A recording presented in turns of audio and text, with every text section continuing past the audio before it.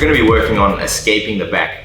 The first thing I want to cover is just so we understand the two main submissions the person on the back is going to be looking for. Okay, there's one that will work in gi and no gi, which is the rear naked choke, and then there's one that is a gi specific choke, which is the bow and arrow choke. Okay, so for the rear naked choke, usually the person is going to look to take, they'll have a seatbelt, so one hand will be underneath the arm and one hand around the neck.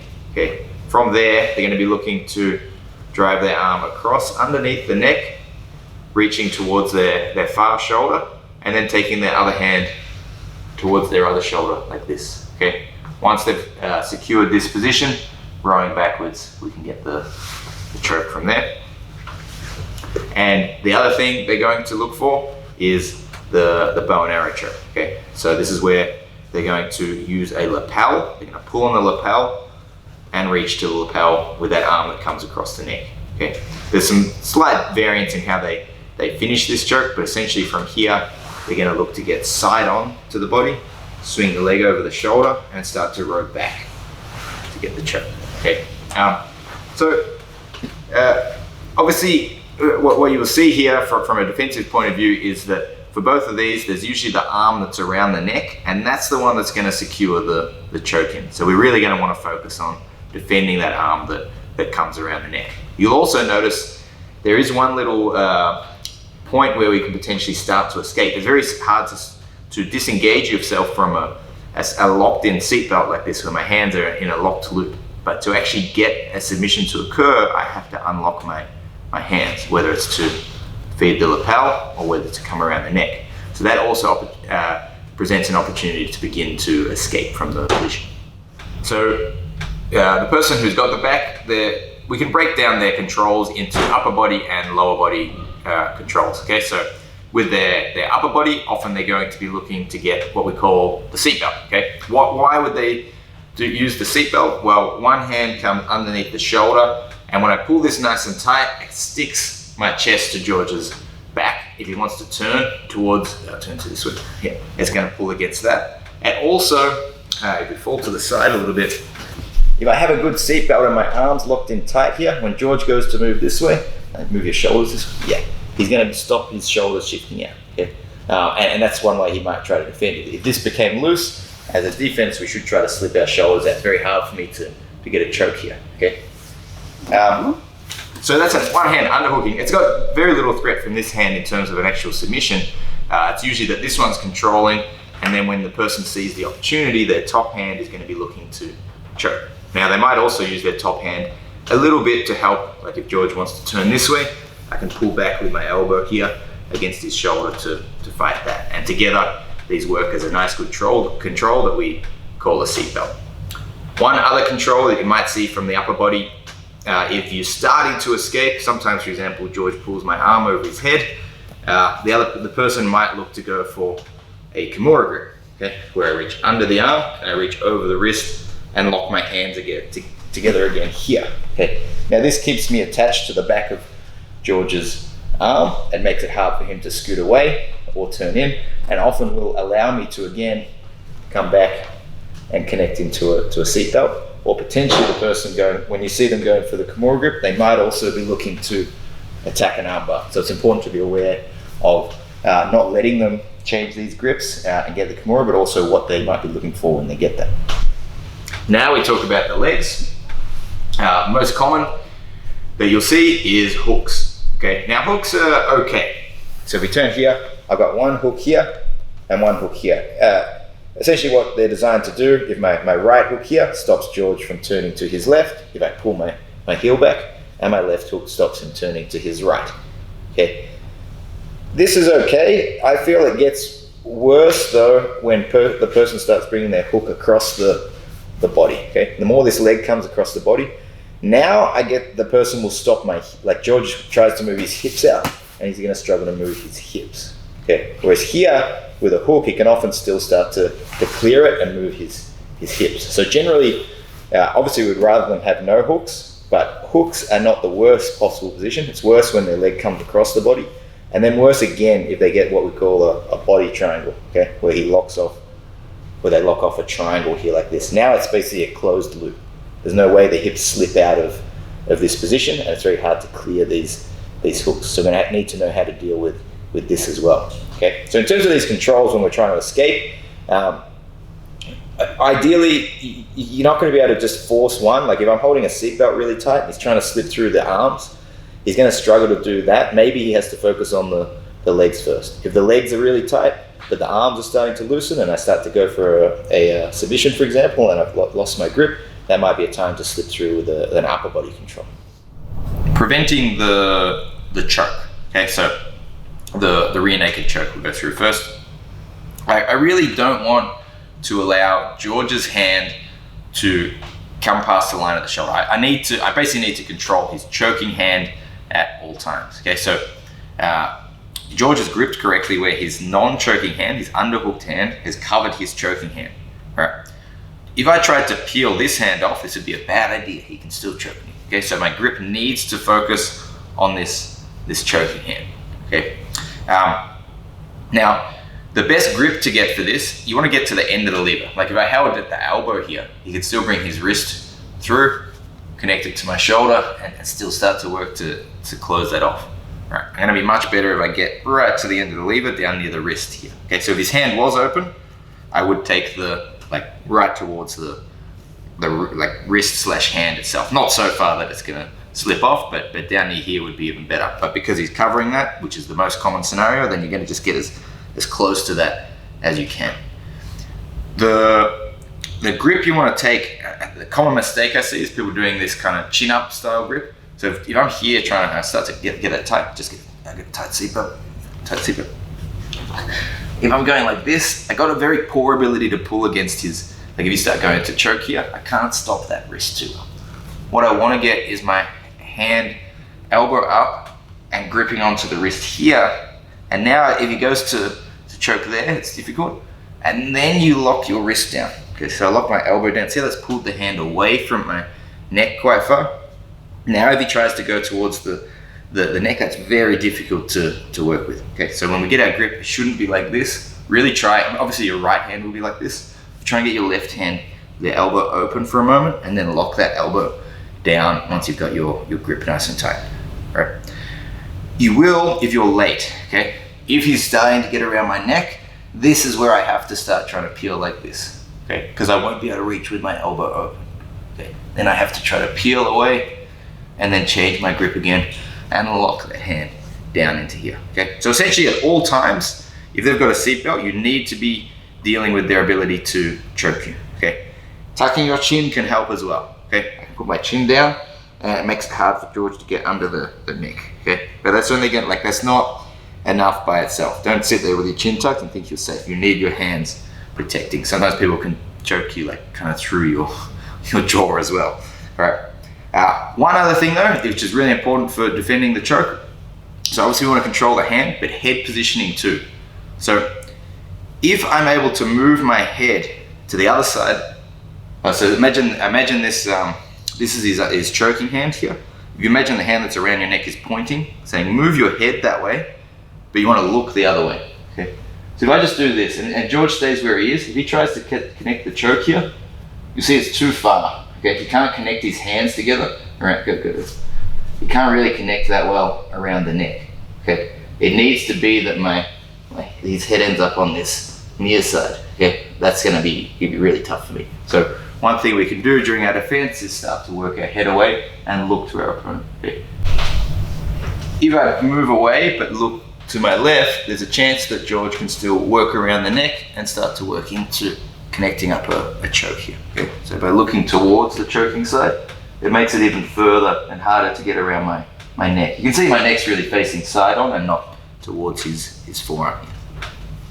To prevent the bow and arrow choke or prevent this choke from being connected, first, if you can, try and keep your chin lower than your collar. Okay, so if my chin's tucked in under the collar, it's going to be, if George gets the grip on the collar and starts to pull, because my chin's under, it's not going to be as effective. But this, again, don't rely on that, because some people will, if they get a good enough grip, they'll pull right through that and it will eventually slip under and choke you anyway. Okay, so in addition to that, wherever he's trying to grip on the collar, try to grip higher on the collar yourself and pull that tight. See, if I pull my elbow towards my ribs here, now as he pulls, it still keeps this gap open, okay?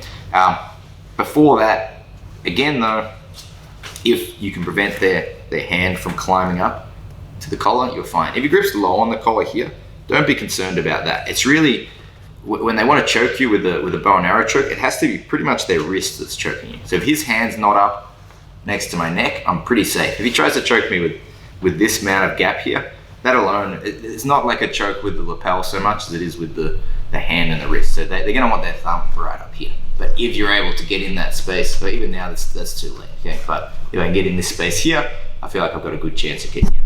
Now some other things, just like with the rear naked choke, if I can move my head away and look towards the choke, now if George starts to pull, even if he gets a good grip here, you see that doesn't really pull on my neck, okay? If I was to look this way, now that hand is going to be connected to the front of my neck, which is where he's going to want to choke, okay?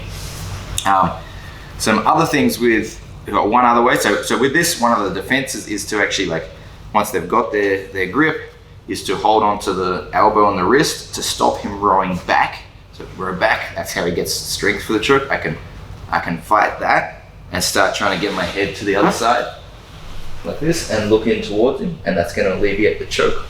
Or, if we turn this way, a lot of the time, if it's, again, I'm very late, I'm too late to strip or prevent that grip.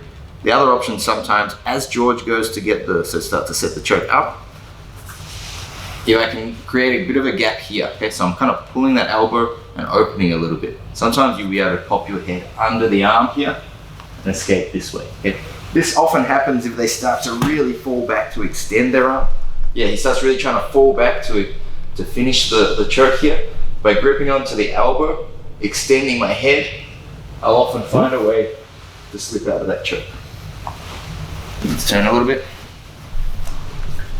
So again, we're here. Sometimes pull nice and tight. George goes for his angle, but he starts to arch through his back. You might find a way to bring your head through that gap. Escape. One thing that I like to do is try to get my opponent's back flat on the mat, okay? Because you're kind of almost pinning them there and making it harder for them to follow you when you try to escape, okay? So if you look here where Ed's sitting up, like I turn left, I turn right, he follows me really well. If I go up to my knees, so even like here, he can stay attached. I find it, and my hands have to then be focused on posting as well. I find it very hard to like peel them off me from there. I find it a lot easier to defend when I'm actually kind of pinning. Let's turn a little.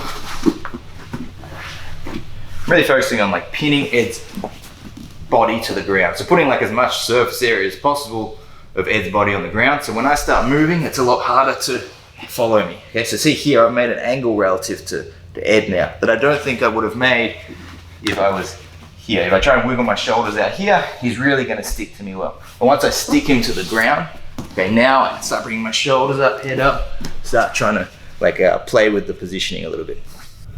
Which is the best side to escape to from the back, okay? The reality is you can escape on both sides, and the answer to this will actually depend a little bit whether you're doing gi or no gi. But in reality, like whichever side you end up on, you will often try to escape that side. But generally, one of the reasons why it's often taught that you want to escape to the underhook side, so with this arm down, yeah, like this, is it's if I do escape, let's say I escape my head and my hips and my shoulders here, you can see how I've kind of got my weight on Lachlan's arm here. Okay, so when he tries to get up, if you unlock your hands and try and pull that arm out, he can't get up to his feet. Okay, or at least it's much more difficult to if I keep that arm trapped. What he wants to do is really pull that elbow behind him. Okay, now he can get back up and he can start to retake the back. Okay. If we go to the other side, if I escape with the choking arm, the arm that's around my neck on the bottom side, as I escape, it's not much of an effort to pull that elbow behind his back. So he's already got a much better chance at recovering when I start to escape if I happen to go towards the choking arm side. Okay, but there's some other things at play as well that we want to have a look at. Now in the gi, if I go this side, it becomes very dangerous because of the choke here. Okay, so often in the gi, a lot of people say, oh well, you should always go to this side, right? Because that's the side that it's harder for him to recover if I escape. And when I go to this side, if he gets the collar here, he just has to pull this elbow back and I'm already in a lot of trouble. Okay. Whereas if we go back, if I'm on this side and he reaches to the collar, it's often a little easier to counter that. It's not as good of a position as catching it with the choking arm down. Okay. But then the rear naked choke is a little different too. Okay, so now when we go in no gi and that collar is not available, what Lachlan can do here, if he's got a good underhook, which blocks here, this blocks me from moving out to the side. I can't get my shoulders out. He can start to spam chokes at my neck. Okay? He just keeps going and I keep trying to pull away and he goes again and I keep trying to pull away. Okay, so it kind of almost, he has to be careful, but he can unlock his arms and keep this underhook very tight and he gets a chance to keep going for the choke. If we go to the other side,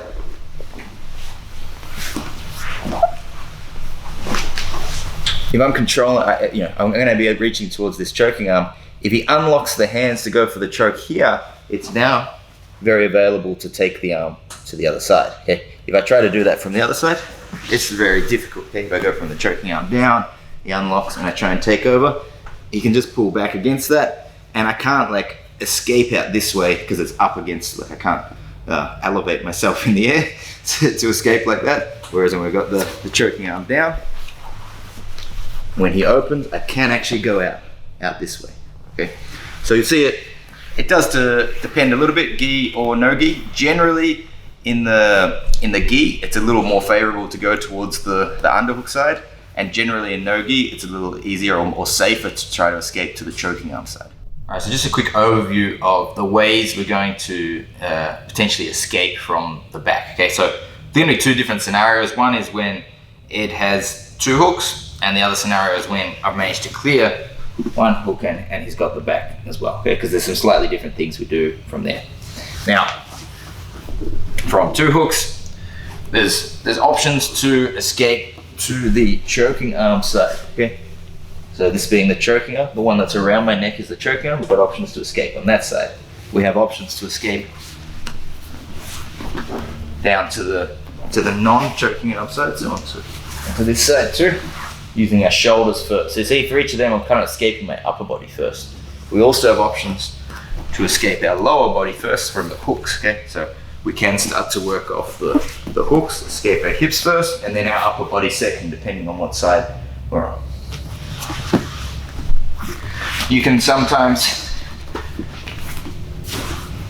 go too high or too low on them. Okay, so if you can, a good thing to do is to start to move your body up much higher than them. They start losing control with their arms, and that will help you escape from there. Or occasionally, you'll get the chance to work yourself a bit lower down. This is usually more when you're face down and working out to the back that way.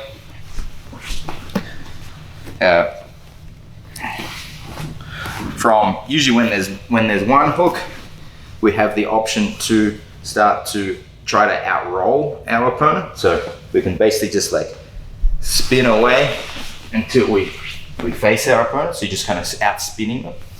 If we remove certain controls that let them follow us as we spin.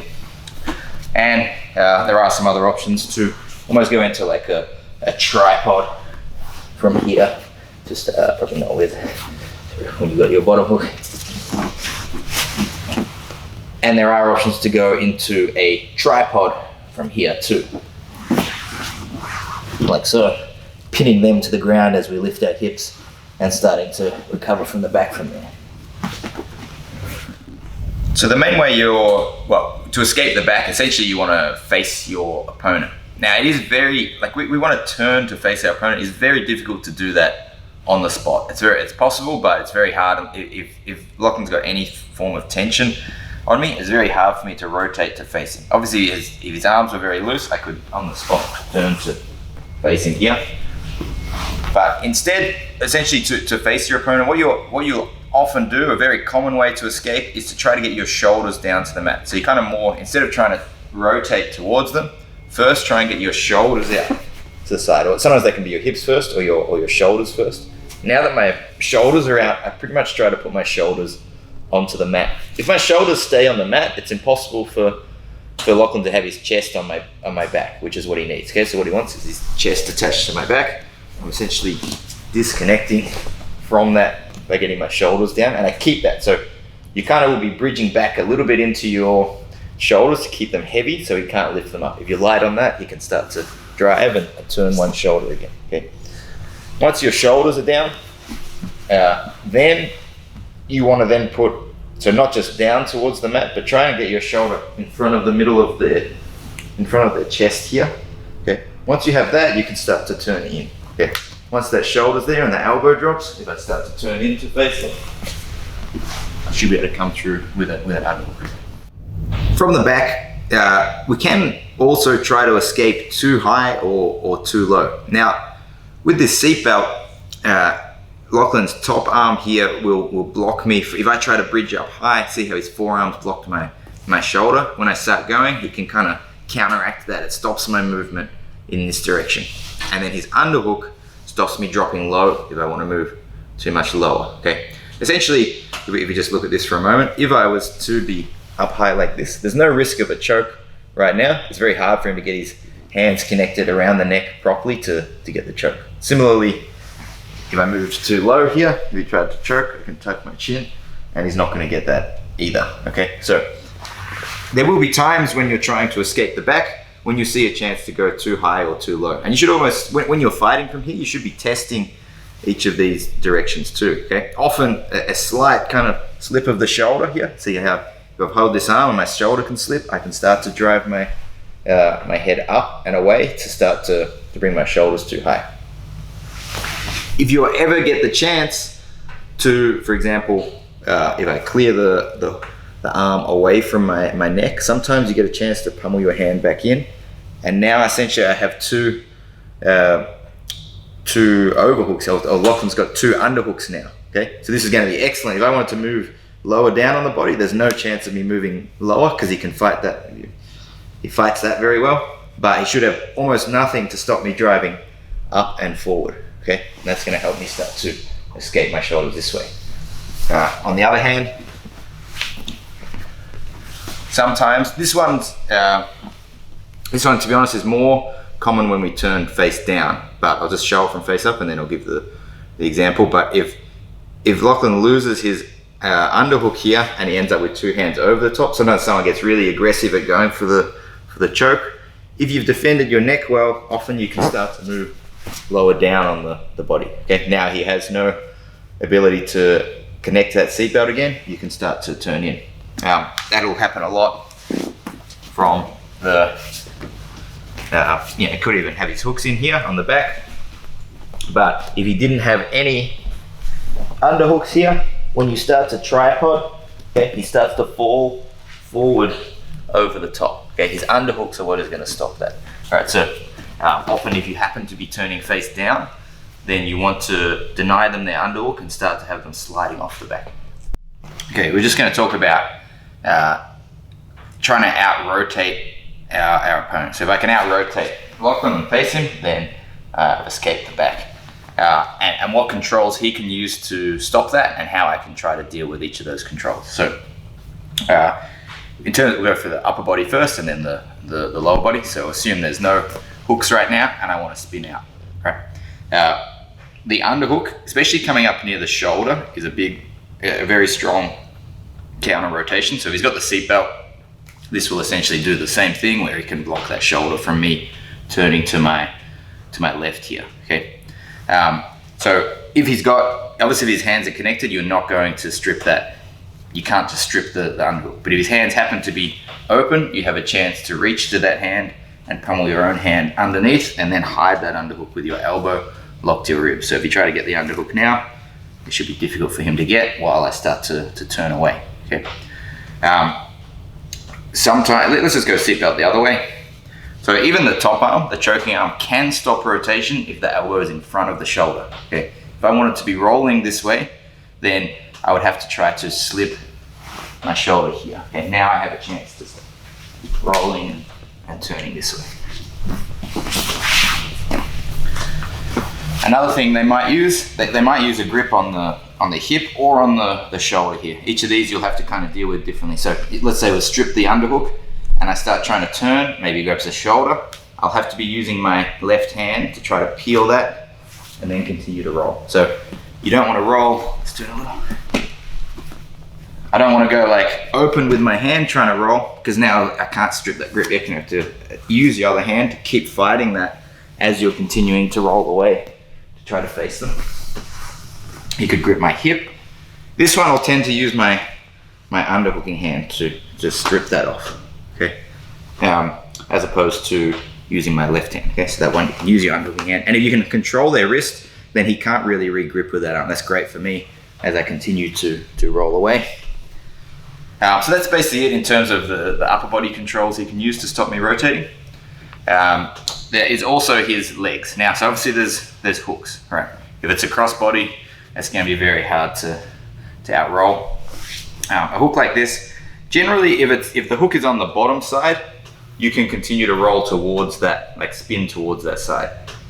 So I get a chance now, like if I cleared the other hook and this hook's on, so I basically freed the top hook from existing, then I can roll through away from that. If he's got the top hook, it's almost impossible to clear the top hook off your leg. That's very difficult to do. If he's clamping that down tight, that's very difficult. I'm usually working to clear myself from the bottom hook. So if they do have hooks, you'll often have to go one side, clear it, and then if I want to roll, I now have to start rolling this way. And now you see the top hook is cleared and I can go through.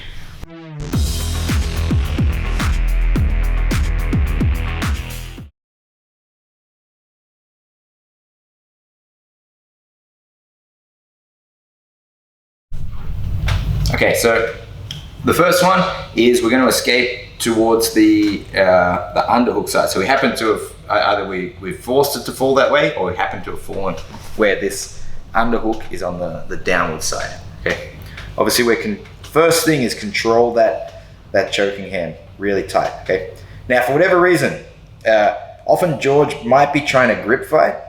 So he starts like he might try to strip my own grip by opening his hands, but for whatever reason he's opened his hands and given us a chance to start to bring our shoulders out this way. So I'm going to try and bring my head to the other side of the mat and my shoulders out. Okay, so we go again. We're here. George opens that. I'm going to start to turn my shoulders away and down towards the mat, like so. Okay. I really want, when you do this, really start trying to like flatten your shoulders down towards the ground. Okay. If you give it a little space here at all, George can start to like reclaim his grip. Once I get my shoulder down, it's very hard to try and reclaim your seatbelt now. It's very difficult to get that from here. Okay. Now, once I'm here, I'm starting to escape. I'm still going to want to work myself off the hooks. I'm going to go through how to do that essentially in our next one, but basically a simple one, because he's got this hook. If you straighten your leg and pull it back up, you can often take your leg back off the hook. So you see it's stuck. If I kind of straighten it and move in a little bit, he's got nothing to hook onto, and I can step my leg over. Okay. Now from here, keep moving your shoulders away and your head down on the ground. If you lift your head up, often they get a chance to like pull it and use it to kind of pull me back. Yes, exactly. Right. When my head comes down, try and pull that in. Like there's weight on it, it's much harder to pull me back over. Okay. I want to get my right elbow between George's body and mine. Okay. Because I actually want to escape. I want to eventually actually get on top if I can. That's going to be ideal. If my arm stays in front of George and I roll to get on top, he can take my back again. Okay. Like so. But if I jam my arm between us here, elbow down to the mat, now he can't close that gap. I keep it on this side of his body, on the near side. Okay, try and take my back now, George. My underhook will stop that. So that my elbow's gone through and became an underhook. Okay. Now when I get on top, I'm out of the position. Right. Now, when we bring our shoulders out to the side, especially if we're escaping to the underhook side, let's just look at how we can try to kill this underhook in the best way, and which direction you might want to go. If this hand stays tight and high to my armpit, watch this, it stops my shoulders moving out. See, this is where the harness really, when he's got a harness, he wants to be like up high and with his elbow locked to his ribs, okay? If you get a chance to push the hand down, he very well may start to, like if I start to try to turn out to the side, he's gonna pull back up to the shoulder again, okay? And this can be a problem, like if I start trying to go, sometimes you go like push off and you go high, but you can still sort of like, as I move up, I'm not able to fight that action, and he keeps that tight, and he might be able to pull me back in here, okay? So often if you get a chance to actually push this hand down for a moment, bring your body over the wrist, curl in and forward, okay? So instead of going like out to the side here, try and curl down and forward, and I've got weight on that, okay? Let's turn a little this way. Okay. Once you've got like weight towards the wrist, try and pull me back in with that. That's blocked and stuck. So he's lost that hand now, okay? And the other thing is my head's moving away, so it's very difficult to get to, like if he's reaching for my head, I've got a chance to drop my elbow in, okay? So you'll obviously have different things will be required at different times. If he's got like a locked seatbelt and you're not able to disconnect it, sometimes you have the chance to move up and get your shoulders up this way. But if I happen to disconnect that hand, it's almost better to push and cover that hand, putting my weight on that hand nice and low here, okay? Here he's gonna look to like underhook my arm, let's pull me back in with this, okay? So if you keep your other hand locked tight, he goes to underhook, he shouldn't be able to, and this gives you a chance to drop your elbow down. So control the choking arm, we're on the underhook side down. I'm going to, when George happens to release the grip, or I see a chance to, I'm gonna shimmy my shoulders out to the side, like so, and try and get my right shoulder between our bodies, okay? This is the point where it's hard to pull me back in, okay? If I shimmy out but my shoulder's still up, easy to pull me back, okay? So try and get that shoulder down and low and head down towards the mat so it's hard to pull me through, okay? Any hook that is still there, we're gonna straighten our legs and start to kick off, and then I start moving my hips out, elbow goes towards the ground, and we roll on top. Now in reality, you might sometimes get to here and they might try to come up towards mount. I might have to try to block and get 2 hooks back in to prevent him getting to mount. Even if he got mount, I'd still be happy for that as an upgrade, but obviously try to get the best positioning that you can.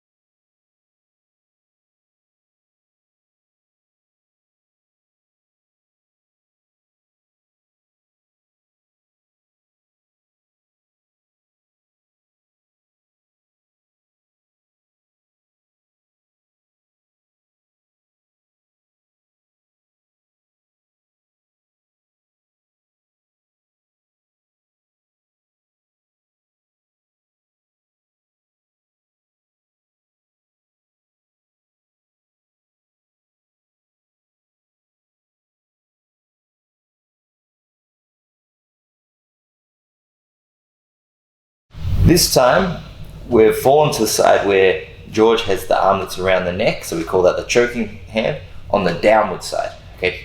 Now, to try to do that previous escape is very difficult here because as I try to, his hand's nice and close to my neck, so that stops my head moving away and my shoulders moving away, but also the underhook here stops my shoulder dropping too, okay? So if I try to go, even if he opens his hands, it's very hard to turn out and get my shoulders away this side, okay?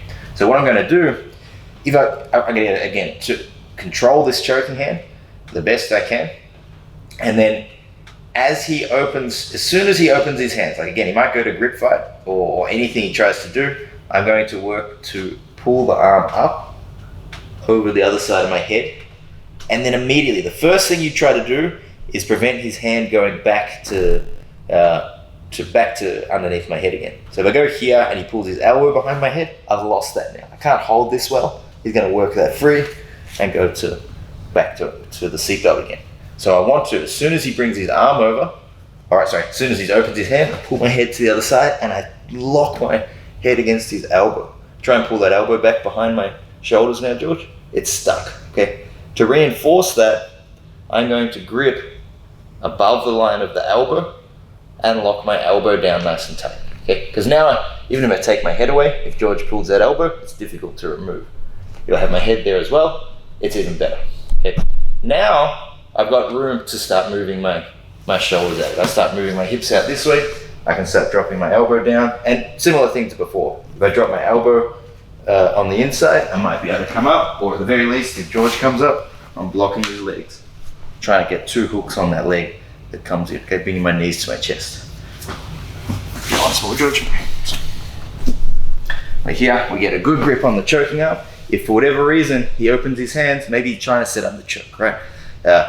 I use this, pull my head to the other side, and I pull it tight against the tricep, okay? Grip onto the elbow, and I start to then lock my elbow tight, lock his top leg, and start working to get feet inside or elbow down to come on top. Now, one extra thing, and why it's really important to grip that elbow, if George realizes let's say my head's in good position, and he can't put his hand to the other side, he might change to one of the grips we talked about earlier, which is the Kimura grip, okay? The Kimura grip. He breaks the grip, and he controls my wrist here. Now it's hard to escape the same way, because he's keeping my elbow from dropping, okay? And then from there, when he gets a tight Kimura grip, he pulls his underhook tight, and when he can, he takes his seatbelt back, okay? So when I clear this, I reach to the back of the elbow. Try and get the Kimura grip now, George. Okay, difficult to do. Okay, well, in fact, impossible while my hand's there. He can't have a Kimura grip because he needs to be gripping my wrist with this hand. Okay? Again, if it's here, he'll have a chance to peel that off and fight for that. When I grip the elbow, that's really difficult. Okay, now I can start to work free and start working to get on top or out of the position.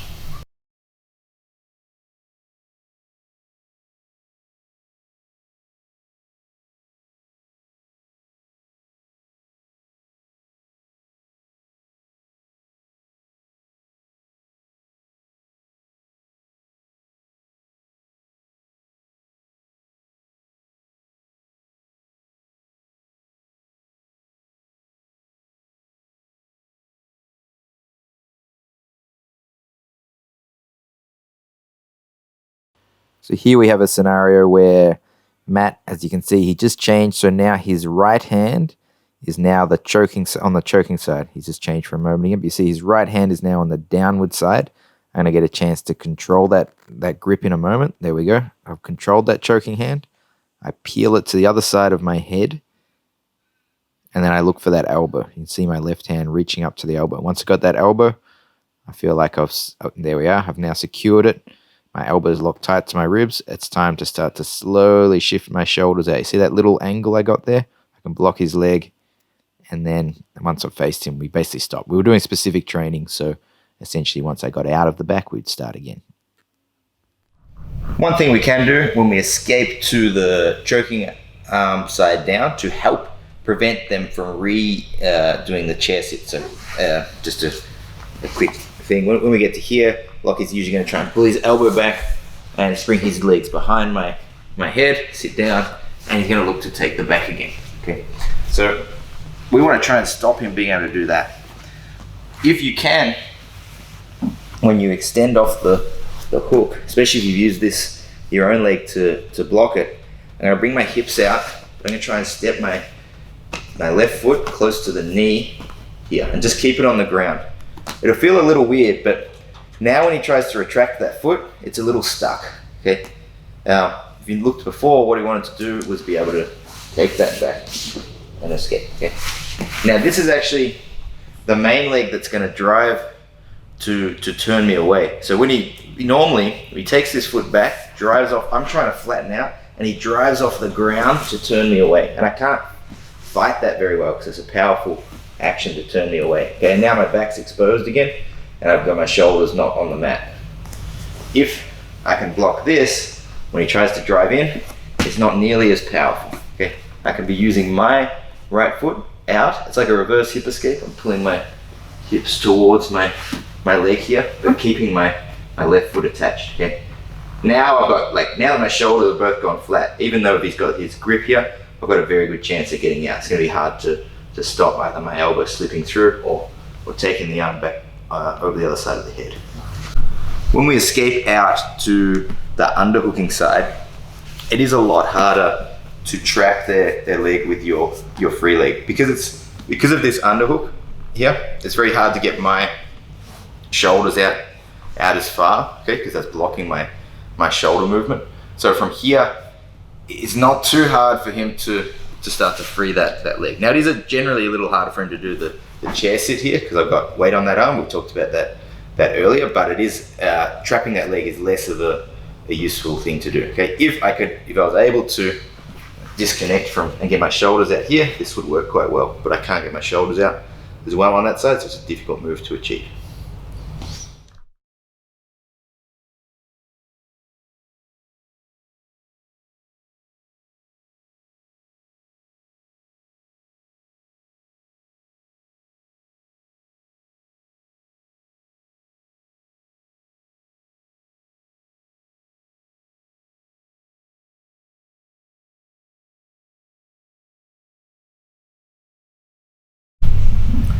We can clear the top hook using our hand. This is often one of the first things I'll look to do once I've got good control of the choking arm, so long as he's got hooks and not a body triangle.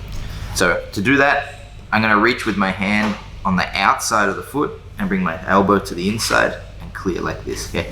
As you do that, you can kind of move your leg in. So as soon as the foot moves out a little bit, your leg should come in and hide that hook from coming back over, and now your hand can actually come back to help assist in defending your neck or other things. Okay, so I tend not to reach inside to do this, although this would be strong. There's more chance here that Ari traps my hand like this. Okay, once my hand gets stuck, I'm in a lot of trouble for the choke because I can't use that hand to defend. Right, so again, if I reach here, that's a much bigger risk. If I reach on the outside, it's much harder for Ari. Even if he brings his other leg over the top of my arm here, I can start to free it like so. Okay. So now we're going to start trying to escape, but dealing with the hooks first. Maybe the grips were the seatbelt grip was too tight, and I need to go for the hooks. Or to be honest, more often than not, I will work at the hooks anyway. The first thing is always control this though. Okay. Now, ideally, you keep control of the choking hand and you just use your legs to kind of clear the hooks, and you escape from the hooks. In reality, that's not always the case. Often one of your hands will have to assist you in escaping. Do not do this if you do not have control of the choking arm. Okay, so if I've only got like a okay grip, like I'm kind of holding like this, that's not that strong, I do not try to push one of the hooks off. Okay, if I've locked everything in and the hand is away from my neck and I've locked my elbow down, now I can potentially use one hand to assist me. Okay, so let's have a look at this first. If the hooks are just like this, one thing you can do is pull your knee towards your chest, start to straighten your leg away, and then come over the top of the leg. Okay, that's like if it's a loose hook, right? So it's just sitting in there. I kind of pull up a little bit, hips come in. See that? As my hip comes forward, his foot comes forward, and I extend my leg like so. Okay, so now there's a gap. Try back heel against that. Okay, so even here, I can bring my knee over the top and escape my hips, right? Now that's the easy one, but this happens, you know, people get the back, you can push your hips in and you can drop your hook off, okay? What the better way, or the way to do it when it's a bit tighter is, let's say it's here, right? So his foot's a bit deeper through, and even if I bring my hips in, keep that back heel, yeah, it's more across my hip, it's gonna be very hard to just use my left leg to clear it, okay? I'm gonna have to use my right leg. Okay, so I'm going to free my hips up and I face my hips to the ground. Okay, keep that hook, George. Now I can pummel my right leg behind the foot, extend it, and bring my left knee through over the top, and my hips are out. Okay, so now it's like the opposite as before. Before I had my shoulders came out first, and then I freed my hips. Now I freed my hips first, and I have to free my shoulders. Now, once your hips are out, you start to place more strain on their seatbelt grip. Okay, so now that I'm here, if I'm blocking and I start moving my hips further and further out, it gets harder and harder for George to maintain a good seatbelt. And as he starts trying to adjust, I can start bringing my head underneath, back in front, and turning to face him. Okay. So, with this hook being across like this, you really have to turn your hips face down. One problem when I've taught this before, I see people going like, look at that. My hips are still facing the roof. It's not going to work. Okay. I really need to lift my hips up and face them towards the ground. And now I can pummel the foot in, okay, behind this foot, extend and free that, okay. So a problem you'll run into now is that this knee will close over my hip. Watch this. Now as I try to move my hips up, he just follows me, okay. This is no good. I can't pummel the leg. That's the time where I'm gonna have to use my free hand to be trying to block and free my hips, okay? So keep that tight against my hips. If I push on his leg, I free my hips here. Now, foot comes back, and I can extend and clear that hook. So if I get a chance to, I can be and I've controlled the choking arm, I can use my free hand to be blocking the top leg, turning my hips face down. So tripod up, walk up on your feet like this, lifting your foot out, up, pummel it, extend, and free your leg. Now this can work both sides. I've been showing it on this side, but the same thing can occur when I'm here. If I get it now, okay, so now I'm gonna have to change hands though. So I have to go my right hand, locking in over the wrist and pulling in nice and tight. I block the top leg, I push, lift my hips up, turn, extend, and I can start to work to here, okay?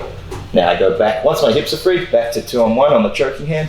I start turning my shoulders back towards the mat, pummeling my head out, and starting to escape like we did before. The last one we're going to work with is the body triangle, okay, like so. Now, this is the most difficult one, okay. See how now he's triangled his leg here? If I push the knee, it doesn't escape, okay. To deal with this, what you want to do is take them to the other side, okay. So let's turn a bit, George. So generally they always want to lock their triangle on top, okay. If I start taking George on this side, I can now start trying to sprawl my right leg back, pummel my left foot in, and I start unlocking the triangle a little here, okay. He loses some power with it. Let's turn. It's also, go back to that side, just to face the camera a bit.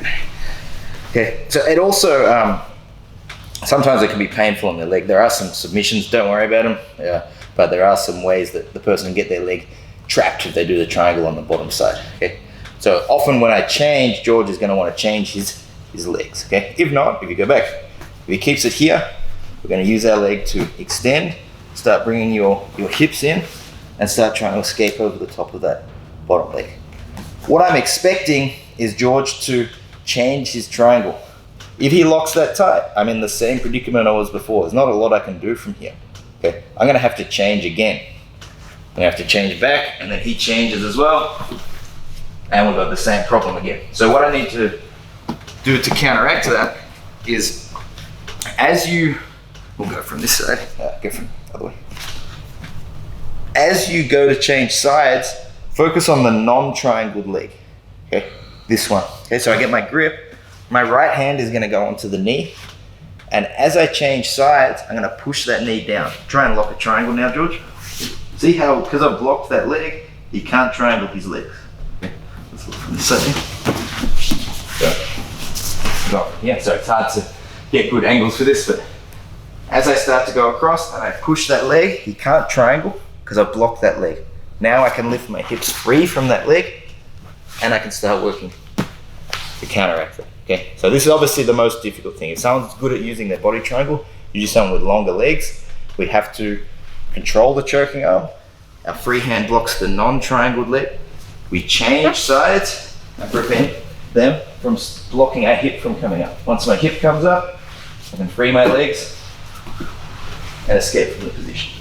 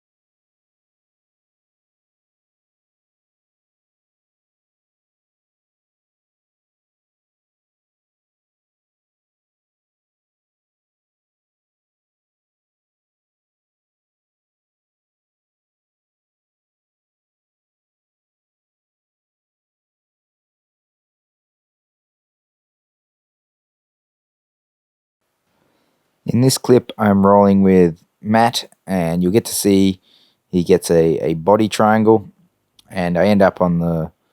I turned him to the side where he should, where most people will let go, but he doesn't. So now it lets me start to hook that leg and try to unlock the legs that way. So I'm trying to use that my hook to extend his triangle, his top triangle hook. But even then, because Matt's very long and flexible, this is a weird scenario where even that doesn't work. And I managed to scoop it up and hold on to the leg here. Okay, this is a kind of a weird extra one that I didn't show, but it essentially makes that difficult. So I've just put it on replay again so we can see that. Watch my right leg. I've hooked, and I actually bring my right leg underneath his leg, to scoop it up and step up. Now I can hold on to that foot, and I can start to often I'll work to push it towards the camera, which allows my hips to come out. So it's almost like I've cleared the hook in this scenario. But then you'll see he actually lets go of that, and I end up going back to, so now it's more like a regular hook now, and I've blocked him from reconnecting the triangle, and I'm going to try and clear that like a regular hook, but he manages to curl in and lock his feet together here.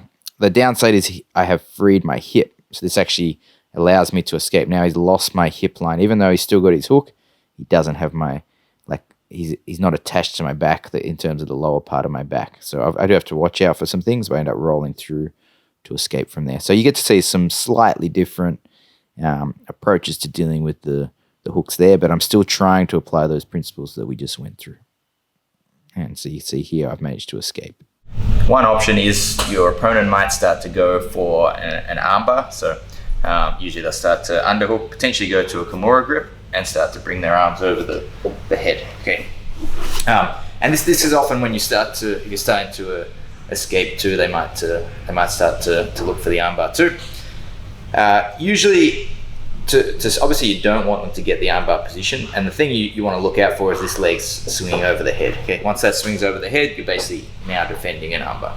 All right. So if you notice they've got a good underhook on your arm and they're starting to get into this position, my general advice is to try to block this leg. Use your hand to block that leg from coming over and start to drive it back. Okay, you will give your back again. Okay, that's unfortunately part of it. When you drive back, you're going to have to give them a chance to take a good seatbelt again, but it's better than being stuck in the armbar position. Okay, so just once more. If you're doing well to escape and then Ari starts to attack the armbar here, we're going to have to try to bridge up and block that leg from coming over. If he does get the leg over, then we can go into the defense. We cover a little bit on armbar defense in the mount section, but I would be looking to come up on top, start working to try to free myself. In this clip, you'll see Gavin, who's on my back at the moment. He's going to switch to the armbar in the moment, and I'll try to focus on removing that leg from coming over the head, and I end up on top. So here you can see he goes to swing the leg over, and I try to duck my head under, and I just managed to. So I end up on top without the leg over the head, which gives me a much better chance at freeing my arm from the armbar. One thing the person might look to do, because you've got two hands defending, is they might look to push one of your hands down to trap the arm with their legs. Okay, this is really bad because now he's got two hands against my one. Usually one then holds my hand and the other one starts to get the choke set up. So we want to really avoid getting our arm trapped if we can. So I mean, with this, just be aware, as long as your hand stays kind of tight and high to your chest, that's difficult. If he starts to push the hand down, you can turn your shoulder away from that side so that when he tries to trap now, he doesn't have a good angle. Okay, if I'm more flat, like keeping this elbow down, he can start to turn. Okay, so if you do notice that they're pushing your hand down, turning this way will make that more difficult to catch. If they do catch your arm, it can be pretty tough to recover from it. What I would say is, like, don't try to like reach up and move your arm out like this. This actually just makes it get caught worse. So especially opening your elbow out now is very bad. It tends to be, if I get caught here, I keep my arm as tight as I can to my body, and I start just trying to like wiggle, like little tiny movements, try to wiggle my shoulder free to free my elbow, or my hand to try to free through that gap to work back. Okay, very small movements, stay tight and focus on your head positioning. If your head's on this side, you can get choked. Whereas if your head starts going here, you're still somewhat safe as you can start working position. Now, one other thing, if he's just got hooks and he's trapped the leg, you can sometimes clear the bottom leg and that can help you escape, right? But if his leg's across your body and he traps your arm, that's going to be very difficult to do. We've really just got to focus on staying tight, head position, and slowly, little movements, trying to work your hand back from here. Anytime a hook is being cleared, make sure they can't take the hook again, okay? A simple way to do this is to try to pull your knee as close as you can to your chest. I say, like, not in the middle of your chest, but kind of flared out almost towards your opposite, the same side shoulder, okay? So you'll see here, if Lachlan tries to get that hook, there's really no gap between my knee and my chest for the hook to go through. Here, he's got a chance to take it, okay? Often people will present a little dilemma where if he stretches me out a little bit, sometimes you can't get your knee all the way to your chest. And you'll have to use your arm, okay, as well. So my arm's going to assist in this. I'm going to put my elbow here, trying to fend off I'm going to try and use my elbow to try to fend off the hook. But just be careful, because they might also be trying to set up the choke. So obviously the first priority is always the choke. If I had the hands far away from my neck and I was controlling with my free arm, yes, my right hand would be actively fighting this and preventing that hook. If he's got his hands right up in my neck, maybe here I'm in a lot of trouble, but even just connected, just like a high seatbelt here. Okay, where I don't have great control of that arm, both my hands should be controlling the arm because it's too risky for the choke. Of course, I'll try to drop my elbow in and fend a little bit, but I'm mostly focused on the arm here, okay? Once you separate the arm from the neck, you can use your arm to assist your leg in defending the hook. And the other thing is always turn away, okay? So I don't just do this here, because here he could probably still get it. I want to keep turning away. He's lost his ability to control my rotation this way. I want to continue to turn and roll away from that hook, which can help me escape. When they've got the one hook in, kind of whatever side it is, you can start trying to potentially out-roll them now because they're not able to continue to prevent you turning both sides depending on what they've got for their upper body grip. Okay, so right now Ed has the good control, which is his underhook on this side and his hook on the opposite side. That controls me turning to my left and turning to my right. But if I get a chance to peel that off, so sometimes we're here, he starts to change his grip, or I even get a chance to just push that hand away and drop my elbow in. I've already cleared this outside hook. Now, if I was to roll to my left, there's nothing for Ed to stop me. Okay, so like he's got no, as long as I block everything, even like a grip around the shoulder, even you see he doesn't have an underhook, that could still help him follow me. So you're actually using your free hand to kind of peel anything off. So if there's an underhook, you're peeling it. If he's going for the shoulder, you're trying to peel that, blocking, and then I start to turn this way. Okay, like so. Ed try to follow, and at a certain point, I get my shoulders down to the mat and away. Okay, so you have to spin fast, and sometimes you have to spin more than once because he will follow, but he's not attached to you. You're not dragging him around. When he has a good grip like this, you just drag him. When I roll, I really don't make any ground on him. But when you've cleared that, I can get away. So here's another roll with Matt, and you get to see me roll out away. So I've managed to clear this top hook, and so you can see my left leg's free. I could turn, but he's managed to control my arm out almost behind my back. This is actually a dangerous spot for my arm to be, but I happened to free it there. As soon as it's free, I started to turn because there was nothing stopping me rolling out. He didn't have a top hook, and he didn't have control of that arm. And that lets me get my shoulders to the mat, and then I'm starting to escape, and now I'm out.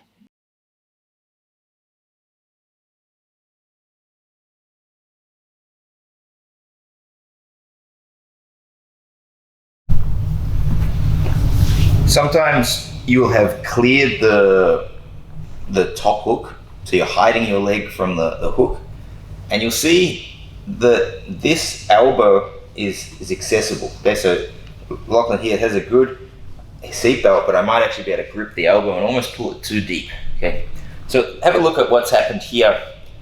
Normally, what allows, like anytime I try to roll belly down, this underhook is going to drag him over the top. So if he keep this underhook really tight, as I roll this way, this is going to basically pull him with me and keep him attached. Exactly the same thing if he has a top hook. Okay, even if he undoes his arms here, he keeps this hook and back heels with it.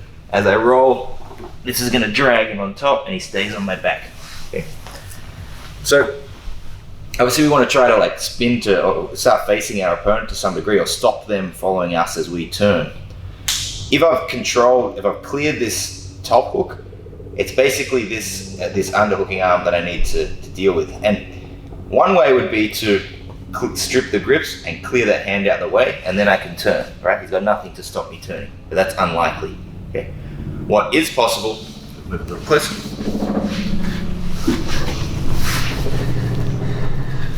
Police are searching for someone, and I think we found him right here. It's an imposter, Lachlan. What I can do instead to clear this underhook, so keep your seatbelt, if I grip this elbow and pull it deep, see how he's locked, and I lock my elbow down. He actually technically doesn't have an underhook with this arm now, so reach for an underhook now. He can't really attach to this shoulder well. He could get under that elbow, but that's not very strong. Okay, what he wants is like a strong shot. Here it's going to pull him with. Here it's not really going to drag him along much. Okay, so once you get this, you can start turning essentially into a tripod. Okay, the trick is you do not want to let them even hook your hip, because if he hooks just my hip, it doesn't have to be like a full hook here. Even just like with his knee over my hip here, as I move along, this can drag him up with me. All right. So what I do to make that not occur, I'm going to start posting my head on the mat towards, like quite high, okay? And I start walking my hips to my right into a tripod, okay? See where his knee is? When I walk my hips backwards, like this, it points his knee more to the roof, and it's very hard to hook with that knee facing the roof, okay? As I lift my hips too, okay? So now try and get a hook right now without moving your hips, okay? Good, all right. Now I need to, how can he keep this? He can pull his shoulders around to my back. So pull your shoulders to my Wait, sorry, your chest to my back.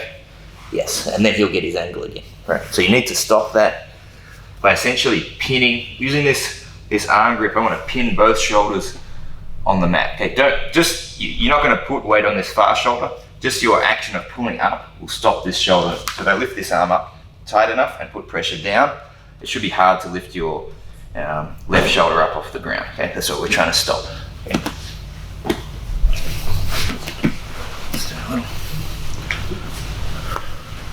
So we've got this grip here. I'm going to start to put my head to the mat, walk my hips backwards as I tripod, and then I want to try and put my head up. The more I put my head up close to his head, the more weight goes through my shoulders, like into his shoulder. Okay? If I'm down here, see how my weight's underneath his shoulder? It start to lift his shoulders up. Okay? I want to get more up here. Okay, keep climbing your head up next to the head and keep hold of this arm. Okay, lift your shoulders now. Oh. Okay, good. All right, at a certain point, I'm going to have room to slip my own shoulder through. Turn a little more. So at a certain point, your shoulder is going to be able to go from here to here. Once you have that, you can underhook and recover. So we're here, gripping onto this arm too deep, putting your head nice and high as you tripod and walk your feet to the side. And keep tracking, as he starts moving, like keep tracking his head with your head. If he's trying to get out to the side, track that. Keep your feet in this tripod, and I slip my shoulder through. Okay. Now from here, there's nothing stopping my arm reaching through as an underhook.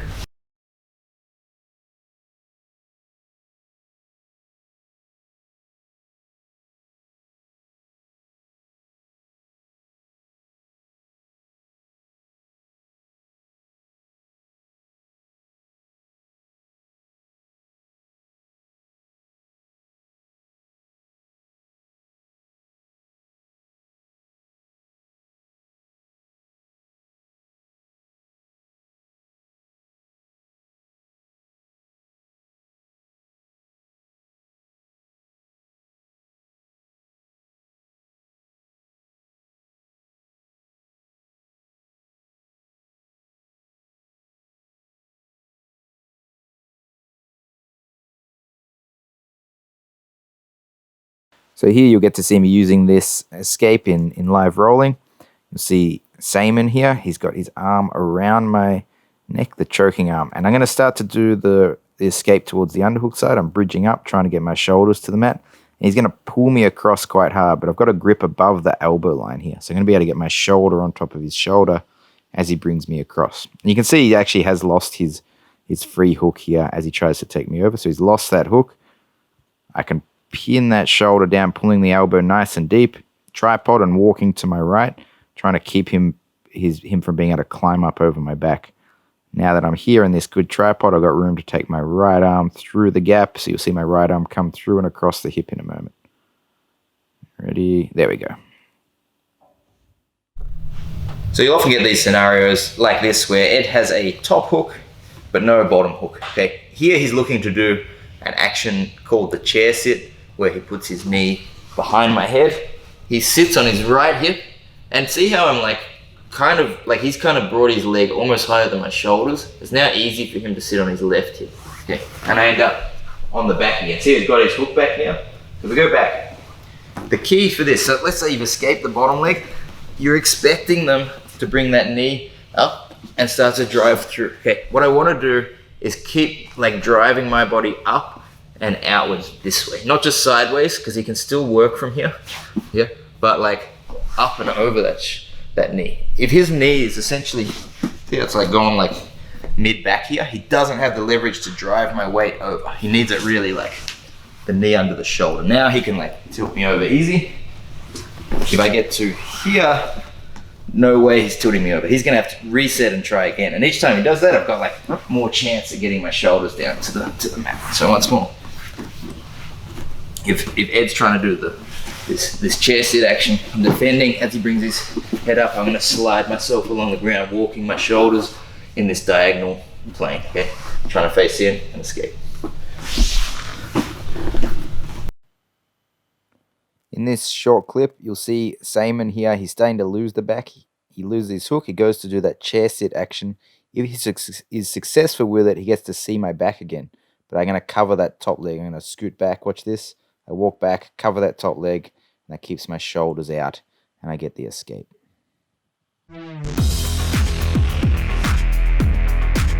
All right, so linking the techniques for escaping the back. First thing, try to control that choking arm and keep it, not just hold it, but keep it away from your neck. The further you can pull your elbows down, the better, okay? If George happens to start to get his hand closer, a few ways that I can defend the choke. I can start trying to pull the hand back, get control of the arm again, or I can start to take my head to the other side and get my shoulders away and look in towards George or towards the arm that's trying to choke me. If he starts to go for the bow and arrow, one of the first things, if he does get, obviously prevent him getting the grip. If he gets the grip, we want to grip onto the sleeve and grip the back of the elbow, try and prevent the elbow coming behind the line of our shoulders. Okay. Again, from here, if I can take my head to the other side and my shoulder now in front between his in the middle of his chest, I'm starting to feel pretty safe.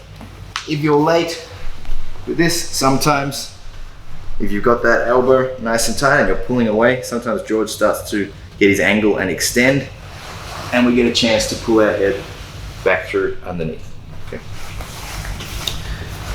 In terms of escaping the back positioning and improving our position, if we can, we stay attached to the choking arm. And as George goes to change a grip, if this is with the underhook side down, I'm going to start to bring my shoulders out towards this side, put my head down to the mat, and keep my shoulder in front of his shoulder. Okay. From here, if he's got a hook, I try to clear the hook with some of the things that we mentioned earlier. My elbow will go to the ground, and I will work to go on top. If I happen to be on the side with the choking arm down, again, if George happens to loosen his grip, I'm going to pull the arm to the other side of my head and then attach my head nice and tight to the back of the tricep and grip the tricep, locking my elbow nice and tight. From here, I can start to work off the hooks, free so my shoulder comes in the middle, elbow down, and try to work on top. Lastly, ways of clearing the hooks, which obviously works in with the previous techniques we have done as well. So if it's a reasonably shallow hook, by popping my hips forward, I can then drop my knee back and bring my foot over the top, get my hips out, and then begin to try to unlock the seatbelt. If it's more across my hip, if I can block that top leg, if I've got good control of the arm, I can use my hand to block the top leg, face my hips to the ground and tripod up. Okay, walking on my toes. From here, lifting my foot up, hooking behind, extending the leg, and bringing my foot through and escaping my hips.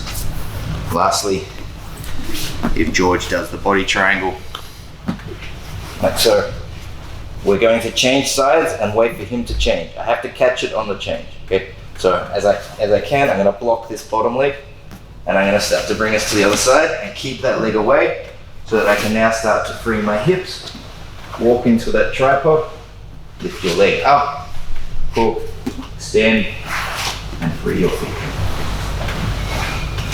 So that's our from the two hooks on the back. Then we've got from single one hook. So let's say we've cleared one hook.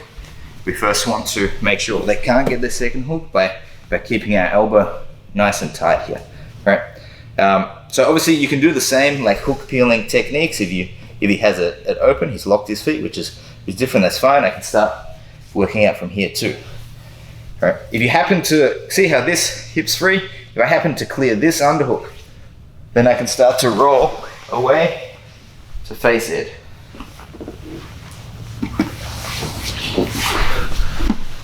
Or what I can try to do, if let's say he's got a good seatbelt, sometimes you can grip him too deep and lock him in so he no longer has a good underhook with that right arm to pull himself around, okay?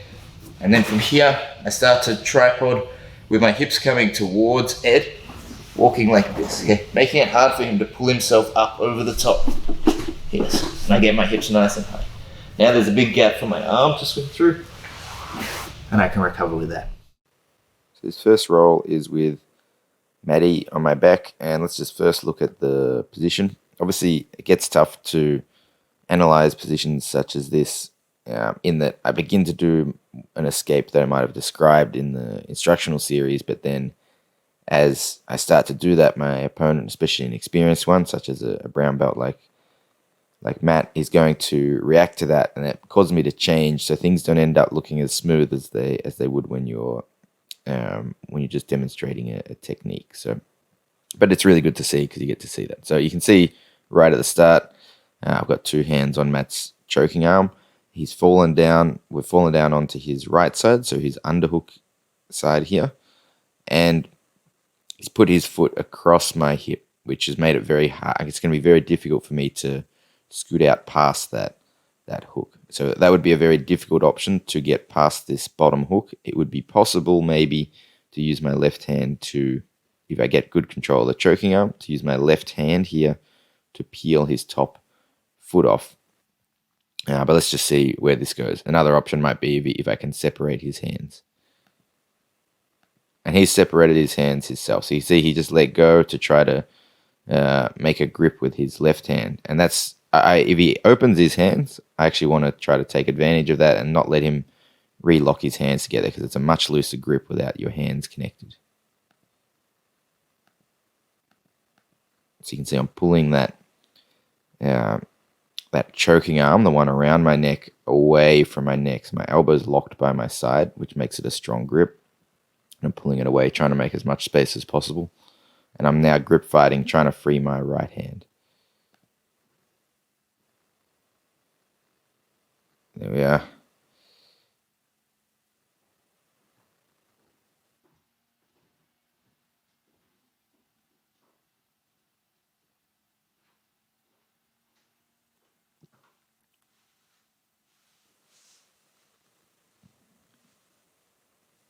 So what you'll see happen there is I was battling to get to remove his underhook. We'll just watch that again.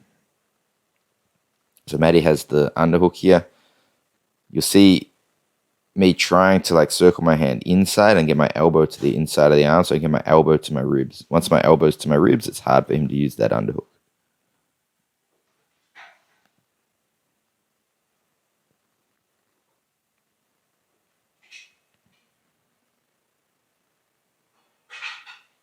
So I grip his hand. I try to pummel my hand to the inside, and he's holding my elbow here. So I missed it then, but I've gone back on that. And just now, he's lost that underhook. So now this, to me, right now, is a little better of a position. He's still got so let's just look at the positioning now. He's still got his bottom leg across my hips. So if I want to scoot my hips out towards the camera, that's quite difficult right now. Although it's maybe a little better because it's not right across to the far hip. It's now just it's still enough to stop my hips moving towards the camera, but it's not quite as good as an angle of having a full body triangle, for example. But his hands, this is where I feel like I've made a considerable improvement. Both of his arms are now over the top. He doesn't have an underhook, which is what we want to avoid. So now I have a better chance at perhaps peeling this arm here over to the other side of the head. Let's see. Oh no, he's tried to pull me back so he can start to reset his grips here. And we go back again. Okay, so we're still in the same sort of position. I'm fighting just to make sure there is still a risk of the choke here. All right, now I've got two hands on the one arm that's at the bottom. So here I've got a good chance now at pulling the arm to the other side of my head, which was the escape we showed when they have the choking arm down. All right, here I've got that position. I start reaching my hand up towards his tricep, and I've got that grip. You can see he's underhooked. If you watch that, and this is what they'll do when you reach towards the tricep, they're going to underhook your arm here. So you have to be careful. If he pulled me all the way to the other side, I would no longer have as long as my head's on the ground, he can't really access my back anymore. But if he was able to pull me back to the other side, he would have my back again, and he'd have his underhook again, so he'd have decent control. So I'm going to really try to keep my shoulders down flat on the mat here. And obviously watching out for the arm lock on that arm. I'm going to be trying to pull my elbow tight.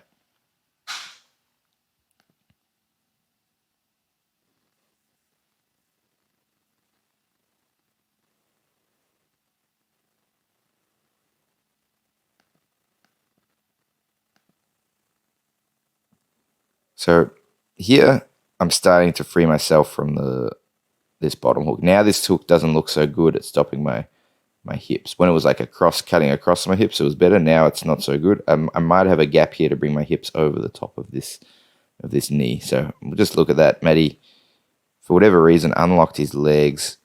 Maybe he was going to try to. Sometimes you unlock your legs in an attempt. It's hard to throw. He needs to take me to the other side of him, like I said before, to get better grips. To do that, he's gonna have to move something. He can't move his grips because he'll lose more control. So he probably has to unlock his legs and try to use this leg to kind of like lever me over. But by unlocking his legs, that's given me a chance to free my hips, I think. Yeah, so I see my hips start to move. I block his legs from coming back over because he's thinking about mount now. He's basically stopped thinking about taking the back, and now he's thinking about coming on top for mount. My hand's in place, ready to block his hips, following me on top. There we go. And I end up facing him. And he's kind of stopped there as he's realized he's lost the back position. All right, we'll do the next roll.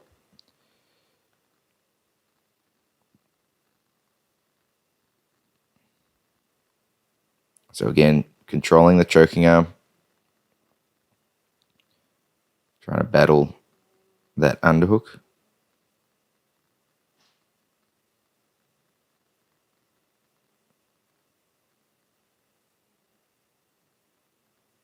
He's got a good body triangle here. When he gets a body triangle like that, it's very hard to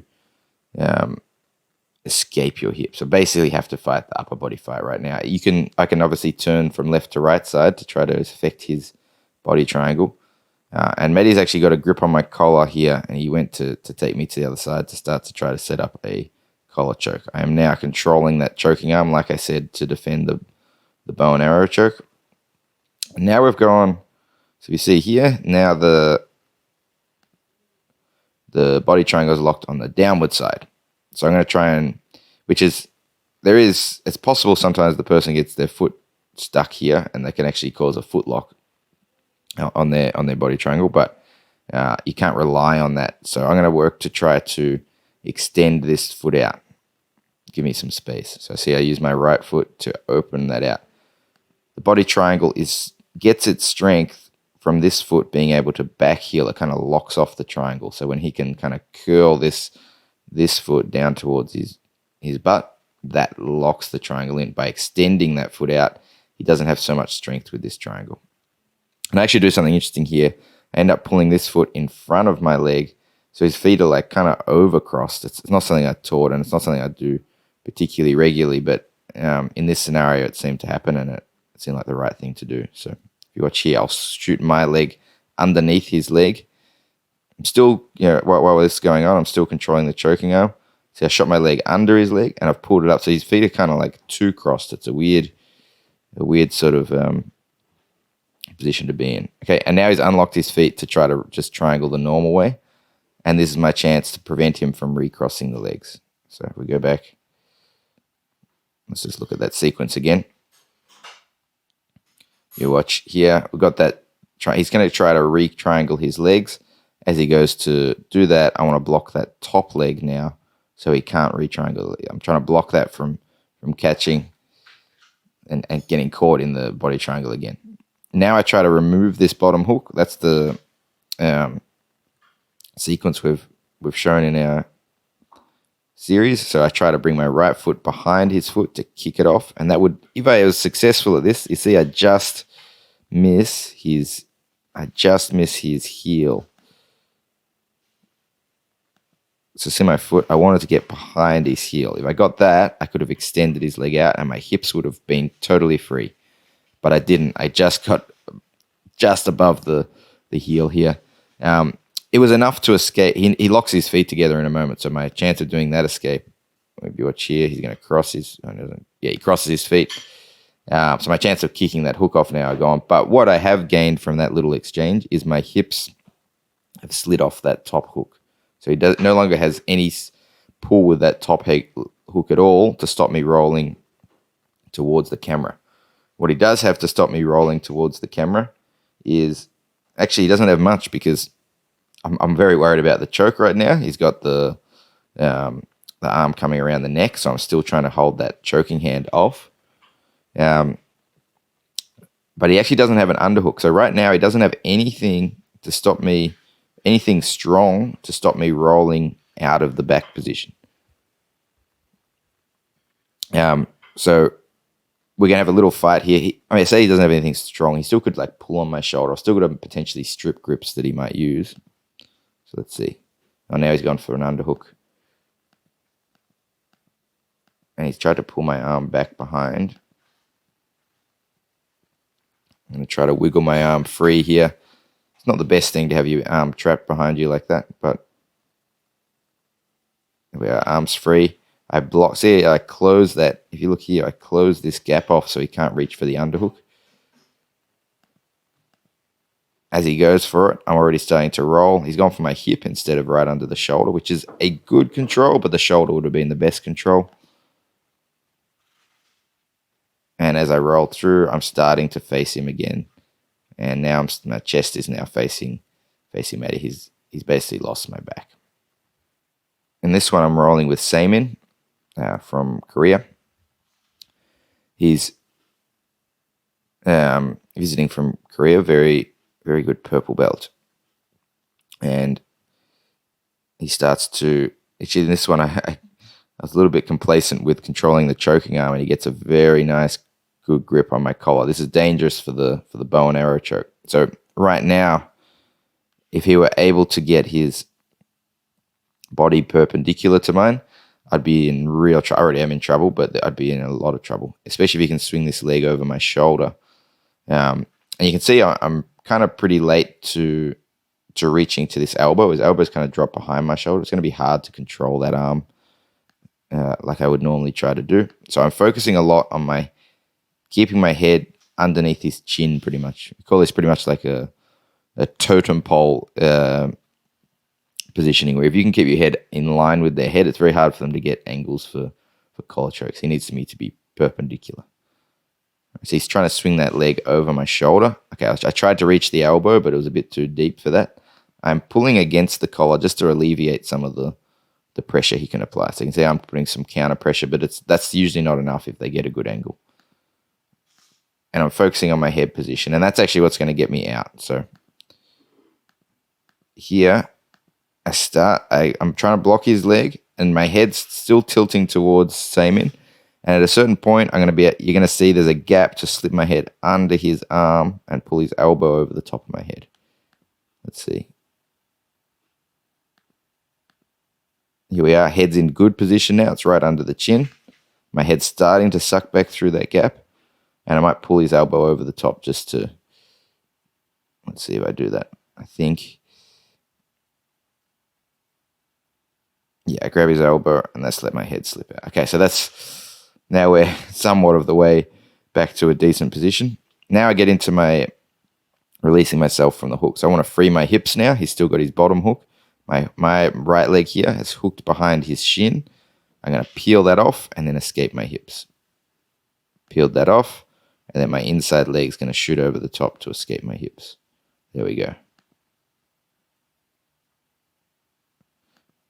He's actually hooked my arm, but it's not... You don't always want to hook the arm with the underhooking side. You end up being quite low on your opponent. So I don't find this too much of a big deal right now.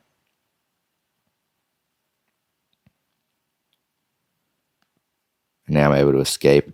So he's actually lost. If you look here, he has no underhook on this side. So nothing's stopping me rolling to my right. And he has no hook on that side either. So this left side of my body is free from being controlled of turning into him. So I'm going to kind of sit up and roll towards him. And he didn't have anything to block that. Just watch that once more.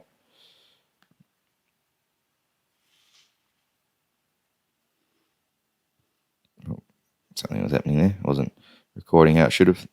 There we go. Good. So no control there.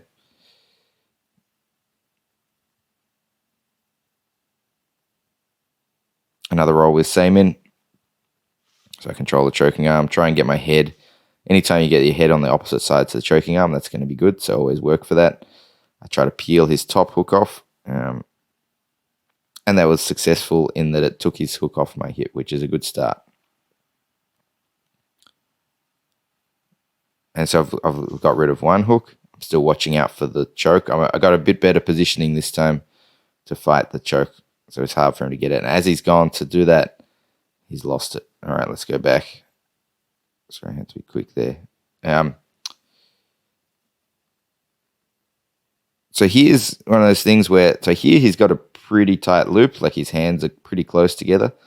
But anytime he tries, so I've blocked his, this left arm's the one that's actually around my neck that he's going to try to choke with. I've kind of intercepted that from getting a good grip right now. And he's going to try to adjust, but anytime you adjust, you can see my shoulders are already starting to come out. Anytime you adjust, you open space for them to potentially escape more. So I'm already off the bottom hook, so he's already losing rotational control. Oh man, player is not playing as smoothly as I like. There we go. And watch this. When he starts to open his hands to adjust, here we go.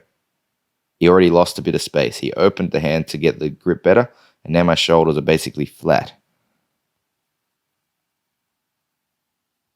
He tried to, so a good counter to that is to throw them to the other side of you, and it gives you a chance to like expose the back again. So see how my back is actually like, potentially you can get good grips on the back again. It's a smart move for the person on bottom, person trying to take the back, to try to reset the grips by throwing your opponent to the other side.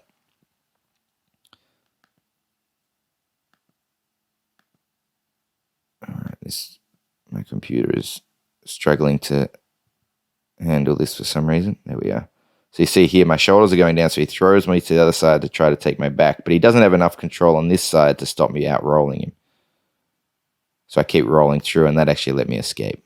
In this one, you're going to see I get to use the regular escape that we do when I get control of this choking arm. So you can see the choking arm's on the downward side, and I'm able to peel that arm to the other side of my head. Now Samin does defend it well by pulling his elbow. He'll pull his elbow back behind my neck, which makes it hard for me to grip his elbow, which is usually the second stage for this movement. But I was still able to escape. So I just have to be more wary of the re-back take when I can't control that elbow. So here we are. 2 hands go on the choking arm, and I've managed to lift, even if he's got his grip together, sometimes you get a good enough angle to lift it to the other side of your head. Okay, now I'm starting to free my shoulders. His hook here is pretty loose, so and he's already lost that as he attempts to try to take me to the other side. Right, as he tries to take me back to my back again, but I just focus on bridging up over the leg. That was actually really important. So if you look here, the battle here, once my head was free and my shoulders were out, it became up to Samin to try to redirect me to the other side. He needs to get me back over the other side of his body, because then my back will be attainable again. And he can do that. He's going to have to open his legs, and that's actually how I escape from the leg positioning. But then he also has a chance, especially on this side, to shoot his right leg behind my head and work from there.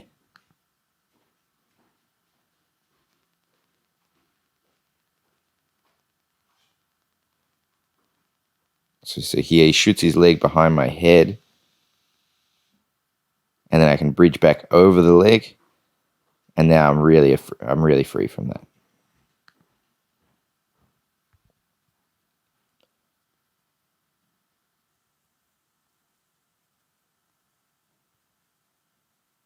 In this one, you'll get to see me kind of pull his choking arm too deep and come up into that tripod position to escape. So this is one example we get to see of that. So right now, I'm trying to work his hook off my leg, but it's a bit too stuck. So I tried to pull it off and free free that top hook. But he's followed me into the tripod position. And you look, obviously right now his right arm is the choking arm. It's the one around the neck. So we're basically back to the start again now, which is pretty common reset. Now I get a grip above the tricep here and on the wrist. And if you look, I started to escape my hips out this way. So he's actually Samen's actually quite side on to me here. I'm trying to actually do it right now. I'm trying to do the escape we do when he's got the choking arm on the upward side, or we're on the underhook side. You can see I'm starting to wiggle my shoulders out. My head's going to the ground. I'm getting quite high up and moving out this way. And I believe he's going to pull me to the other side. Again, a common reset strategy. And then I'm going to pin that arm and tripod up and pin his shoulder to the ground to recover. So let's see. So I'm holding that arm. He's pulled it through pretty deep, but I've got that elbow. Okay, so I control that arm and I start tugging on it so that see how I've like tripoded up, I've pinned his shoulder. Where this is going to work is it's very hard for Samen to, if you look here, he wants to now, this arm's trapped, but he wants to pull his hips around to face my back, but he can't do that because of the tension on this arm. It's kind of stopped his whole body rotating around to get his right hook back in. So I keep following as he moves his hips away to try to do that. I keep following him by walking to my right, and he's lost it. My arm comes out. In this one, we're going to see Gavin here, a very good brown belt. He started with a good tight body triangle, so he's got a good angle already for attacks. So I'm controlling his choking arm and trying to peel off his underhooking arm if I can.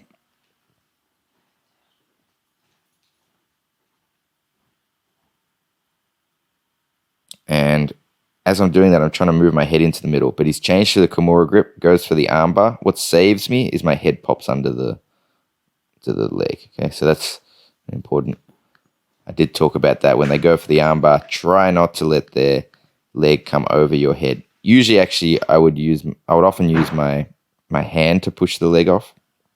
But maybe I was already had enough chance at actually coming up that I thought it might be a good chance to come up into a stack position. But I had to really watch that. He'd see his legs trying to get over, and if he does, that makes it a lot more likely that he gets the finish. But even then, if you come up into a stack position, you've got more chance of finishing, escaping the armbar. And so with my head free, I have more space to try to free my right arm. And we're out.